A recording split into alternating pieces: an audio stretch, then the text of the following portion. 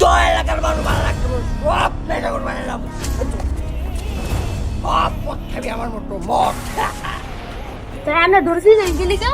আরে বেটা ও দেখছস ভাই মদ খুদা সব মদ এই লোকটা সারাদিন মদ খায় আর হতো লাগাইতে লাগে এই এলাকার নির্দিষ্ট একটা মানুষ বুঝছো সব। আচ্ছা দেখতে ভালো এই রুমে লেখে।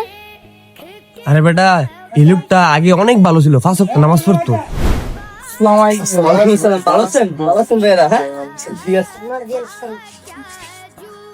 কেডা হ্যাঁ এত সম্মান করে কে? হ্যাঁ চিনলি না এলো বড় মনের মানুষ বহুত টাকা পয়সার মালিক।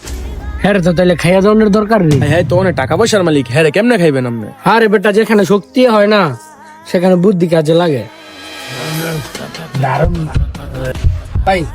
আমি তো সব খাই না ভাই কান উড়বেন আবার ঘুমো আইব।